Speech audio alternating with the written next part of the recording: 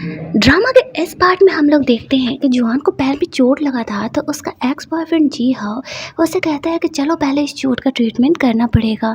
जुआन भी उसके साथ जाने के लिए रेडी हो जाती है, और जब ये चीज़ जेंगजे को पता चलता है ना, तो फुल ऑन वो चिकन फ्राई बन रहा था जेलस होने की वजह से। और वो हॉस्पिटल में काइबे को छोड़ करके जुआन को ढूंढने के लिए निकलता है। यहाँ से सीन शिफ्ट होता है और हम लोग एक होटल रूम में पहुँच जाते हैं, जहाँ पर जुआन बाथिंग रूम में थी, उसके घुटने से ब्लड निकल रहा था और जूहा उसके लिए दवा वगैरह लेकर के आया था वहाँ पर ट्रीटमेंट करने के लिए। तभी काफ़ी गुस्से में उस होटल रूम में जिंगजे आ जाता है। जुआन उससे पूछती है कि वो यहाँ पर क्या कर रही है, तो जिंगजे उसे कहता है ये चीज़ तो मुझे तुमसे पूछना चाहिए ना, अभी कल ही हमारा डिवोर्स हुआ है और तुम अपने एक्स बॉयफ्रेंड के साथ होटल रूम में स्पेंड कर रहे हो टाइम। जुआन वहाँ पर उसे एक्सप्लेन करने का कोशिश करती है कि जो वो सोच रहा है वैसा कुछ भी नहीं है। साथ ही में जिया भी उसे कहते हैं कि अब जब तुमने डिवोर्स दे दिया तो ये कुछ भी करे, तुम्हें उससे क्या। दोनों के बीच में फाइट वाइट भी होती है। वहाँ पर वो देखता है ना जिंगजे कि जो पॉलीथीन में जियो ने दवा लेकर के आया है उसमें प्रोटेक्शन भी है। अब वहाँ पर जियो एक्सप्लेन करने का कोशिश करता है कि नहीं, ये गलती से दुकानदार ने दे दिया होगा, मैं नहीं लेकर के आया हूँ। जुआन भी उसे बता रही होती है कि नहीं ऐसा कुछ भी नहीं है जो वो सोच रहा है, लेकिन वो ज़बरदस्ती जियो को पीट करके होटल के कमरे के बाहर भेज देता है। डोर लॉक करने के बाद वो गुस्से में जुआन के पास आता है, उसे बेड पर धक्का देता है और उसे किस करते हुए कहता है कि तुम्हारी गर्मी ही नहीं शांत हो रही है, क्यों मैं तुम्हें सेटिस्फाइड नहीं कर रहा था क्या, जो डिवोर्स लेने के बाद तुरंत ही अपने एक्स बॉयफ्रेंड के पास चली गई, या फिर तुम्हारा उससे पहले से ही चक्कर चल रहा होता है जिस वजह से तुमने मुझे डाइवोर्स दिया। जुआन उससे कहती है कि तुम हो गए घटिया, तुम मेरी बहन के साथ सो रहे हो, इसलिए मुझे खुद की तरह समझा है क्या, मुझे किस करने के लिए सोचना भी मत। जब वो उसे डांटती है तो जिंग से रुक जाता है। तभी कमरे में वहाँ पर जैसे तैसे जीहो आ जाता है और वहाँ पर जुआन को सेव करते हुए जिंगजी को वो एक पंच मारता है, जिस वजह से वो बेहोश हो जाता है। और फिर वो जुआन को वहाँ से लेकर के जाता है। कार में वो जुआन को इस एम्बैरेसिंग मोमेंट के लिए सॉरी बोलता है और उसे एक्सप्लेन करता है कि एक्चुअल में वो प्रोटेक्शन नहीं लेकर के आया था, वो ऐसा फ़िलहाल कुछ भी नहीं सोच रहा है, दुकानदार ने गलती से उसे दे दिया होगा। जुआन भी उसे माफ़ कर देती है। इसके बाद वो जा कर के उसे घर छोड़ देता है। काफ़ी देर बाद जब जिंगजी को होश आता है तो वो अपने सेक्रेटरी को कॉल करता है। उसका सेक्रेटरी उसे बताता है कि जी हाँ, जियांग को उसके घर छोड़ चुका है। अब ये सुन करके जिंगजी को और ज़्यादा गुस्सा आता है। अगले सीन में हम लोग देखते हैं कि फर्स्ट एड करने के बाद जुआन आज जो कुछ भी हुआ उसके बारे में सोच रही होती है। तभी वहाँ पर जिंगजी उसका कॉन्ट्रैक्ट बॉयफ्रेंड एज बन के कॉल करता है।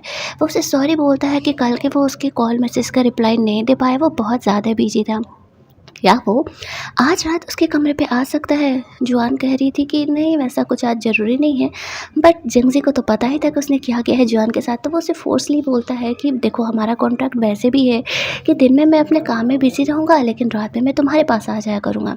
उसे कन्विंस कर लेता है तो जुआन भी हाँ बोल देती है। इसके बाद जिंगजी एज बन करके पूरा रफ टफ बन करके जुआन के घर पर जाता है। वहाँ पर वो उसे देखते ही रोने लगती है। बेचारी आज वैसे भी बहुत ज़्यादा टॉर्चर झेली थी। जिंगजी उसे संभालते हुए कमरे के अंदर लेकर के जाता है और पूछता है कि क्या हुआ है, ऐसे बन के मानो कि उसे कुछ पता ही नहीं हो। जॉन भी बताती है कि आज उसके हस्बैंड ने उसके साथ काफ़ी ज़्यादा रूडली बिहेव किया, किस तरीके से उसके पैर में चोट लगने के बाद भी वो उस पर ध्यान नहीं दिया, और साथ ही में उसका एक्स बॉयफ्रेंड जब उसका हेल्प करने का कोशिश किया तो वो उसके कैरेक्टर को जज कर रहा है। अब जुआन को तो पता नहीं था कि जिंगजी ही एज बन के आया है, इसीलिए जो उसके मन में था और जो सच्चाई था वो उसे बोल देती है। इसकी बात सुनने के बाद जिंगजी उसे प्यार से सर सहलाता है और फिर उसे किस कर रहा होता है। जुआन कहती है कि ये भी कॉन्ट्रैक्ट का हिस्सा है इसलिए कर रहे हो। जिंगजी कहता है हाँ ऑब्वियसली। इसके बाद जब रोमांस करने के लिए दोनों बेड पर जाते हैं तो वहाँ पे जुआन को जिंगजी और एज का परफ्यूम स्मेल सेम लगता है। उसे डाउट होता है कि कहीं जिंगजी ही तो उसका नई उल्लू बना रहा है। वो उससे पूछती है कि तुम्हारा और मेरे हस्बैंड का परफ्यूम कैसे सेम हो सकता है। वहाँ पर एज बहाना कर देता है कि अरे मैं भी बहुत फेमस वाला परफ्यूम लगाता हूँ, तो मुझे कोई गरीब वरीब मत आंकना, ठीक है, ये तो बस मेरा पार्ट टाइम काम है। इस चीज़ को जुआन इग्नोर कर देती है और वहाँ पर दोनों फिर से रोमांस फरमाते हैं। अगले दिन जब वो जगती है तो कॉन्ट्रैक्ट के हिसाब से उसका कॉन्ट्रैक्ट बॉयफ्रेंड वहाँ से जा चुका होता है। तभी वहाँ पर उसकी एक फ्रेंड का कॉल आता है कि वो शादी कर रही है, शादी में ज़रूर आने। ये सुन कर के जॉन थोड़ा सा एक्साइटेड हो जाती है और उसके लिए मैरिज गिफ्ट बाय करने के लिए चली जाती है। वहाँ पर वो एक नेकलेस का सेट पसंद करती है। वो थोड़ा सा उसके लिए आउट ऑफ बजट हो रहा था, बट सोचती है कोई नहीं, एक ही तो फ्रेंड है, गिफ्ट कर ही देती हूँ खुद के सेविंग से। वो पेमेंट करने ही वाली थी कि वहाँ पर उसकी बहन काय भी आ जाती है और वो उसका इंसल्ट करने लगती है कि अरे तुम्हारे तो डिवोर्स हो चुका है, तुम्हारे पास इतने सारे पैसे कहाँ से आ गए जो तुम इतना महंगा सेट खरीदी हो, कौन से अपने शुगर डैडी के साथ आई हो। उसका पूरा इंसल्ट पर इंसल्ट कर रही थी और शादी में उसे मॉल से निकलवाने के चक्कर में थी। लेकिन जो बंदा कायवी को लेकर के आया था वो फटाक से जिंगजी को मैसेज कर देता है कि यहाँ पर कांड होने वाला है। अब वो अपना मीटिंग वीटिंग सब कुछ छोड़ करके फटाक से पहले वहाँ पर एज बन करके पहुँच जाता है। उसे देख करके कायवी भी नहीं पहचान पाती है कि ये तो वही इंसान है। अब वो कायवी कंसल्ट करने लगता है कि तुम्हारी हिम्मत कैसे हुई मेरी गर्लफ्रेंड का इंसल्ट करने का। साथ ही में उसके पास भी बहुत सारे पैसे थे, तो वो जुआन को वो नेकलेस बाय करने के लिए बोलता है, लेकिन जुआन लेने से मना कर देती है। वो भला उसके पैसे क्यों लेने जाएगी। अभी वहाँ पर दोनों बहस ही कर रहे होते हैं कि जुआन का एक और फ्रेंड वहाँ पर आ जाता है। पहले तो वो कायवी को मॉल से बाहर फेंकवाता है, इसके बाद जुआन को बोलता है मुझे ना ये बंदा सही नहीं लग रहा है, तुम्हारा नया बॉयफ्रेंड है ना, एक काम करो तुम मॉल से बाहर जाओ, मैं ज़रा इसकी खबर लेकर के आता हूँ, मैं भी तो देखूँ कि ये तुम्हारे लिए सही है या नहीं। एक्चुअल में वो जुआन के थोड़ा क्लोज था। उसकी बात मान करके जुआन वहाँ से बाहर निकल जाती है। इसके बाद वो जिंगजी से कहता है कि तुम करना क्या चाह रहे हो, मुझे पता है कि तुमको नया कैरेक्टर नहीं हो, तुम जंग से ही हो। लेकिन इस बात को एक्सेप्ट करने के लिए एज तैयार नहीं था। वो कहता है कि तुम अपने काम से काम रखो ना, और अगर मैं जिंगजी हूँ भी तो मैं अपने वाइफ के साथ हूँ ना, तुम्हें क्यों इतनी चुल मच रही है। वो बंदा कहता है कि देखो एक बार तुमने जवान को हर्ट कर चुका है, अगर दोबारा दूसरे तरीके से हर्ट करने के लिए सोचोगे तो फिर मैं ये तुम्हें करने नहीं दूंगा। वो उसे वार्न करके छोड़ देता है। जब जवान मॉल के बाहर जाती है तो वहाँ पर काय भी थी। अब वो उसका इंसल्ट करते हुए कहती है कैसा लग रहा है इंसल्ट फील करते हुए, आज के बाद ना मुझसे मत लगना, तुमने तो मेरे बॉयफ्रेंड को भी देख ही लिया कि वो कितना पावरफुल है। वो उसका इंसल्ट करके वहाँ से चली जाती है। काय भी जिंगजी को कॉल करती है, लेकिन जिंगजी फ़ोन नहीं उठाता है। वो बहुत ज़्यादा गुस्से में आ जाती है।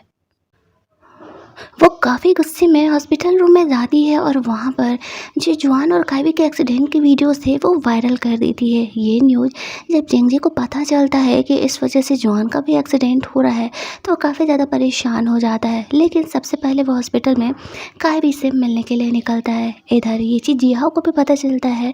जुआन उसे पता लगाने के लिए बोलती है कि पता लगाओ ज़रा हमारी ये वीडियोज़ किसने वायरल किया है। वो इस काम में लग जाता है।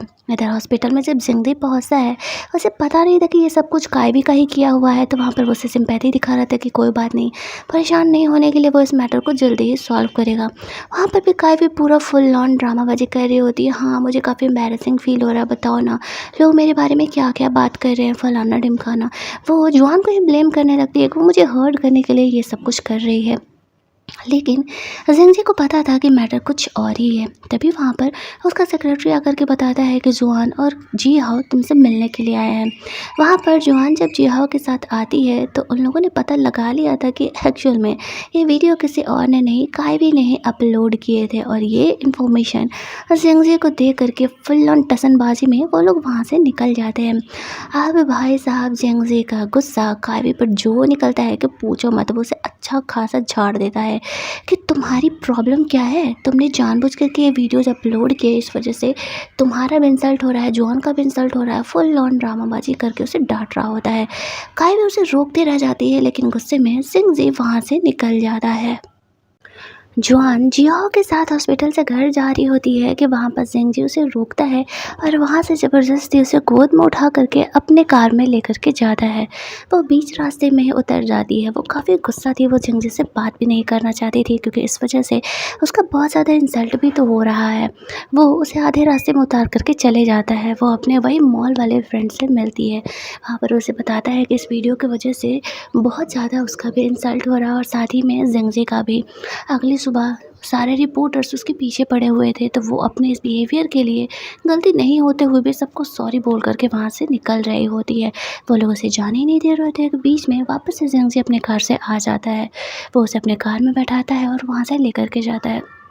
जुआन उसे कहती है कि उसे घर छोड़ देने के लिए, लेकिन ज़ेंग उसे अपने करीब खींचते हुए कहता है, अभी कैसे? ग्रैंडफ़ादर ने हम दोनों को मिलने के लिए बुलाया है, तो तुम्हें वहाँ पर चलना पड़ेगा। नहीं चाहते हुए भी जुआन अपने ग्रैंडफ़ादर से मिलने के लिए जाती है। वहाँ पर उसके ग्रैंडफ़ादर डाइवोर्स होने के बाद भी जुआन को बहुत माना करते थे। वो जानबूझकर के दोनों को मिलने के लिए बुलाए थे। खाना खाने के लिए देते हैं, जुआन से काफ़ी अच्छे बात होते हैं। एक्चुअल में प्लान उनका कुछ और ही था। वहाँ पर वो फीलिंग बढ़ाने वाला खाने में मिला करके इन दोनों को दे देते हैं और फिर एक कमरे में बंद कर देते हैं। उनका तो प्लान था दोनों को एक करने का, और पता नहीं वो सक्सेसफुल होगा भी या नहीं हो। लेकिन नशा चढ़ने के बाद जुआन और ज़ेंग एक दूसरे से अलग नहीं रख पाते हैं और वहाँ पर एक दूसरे को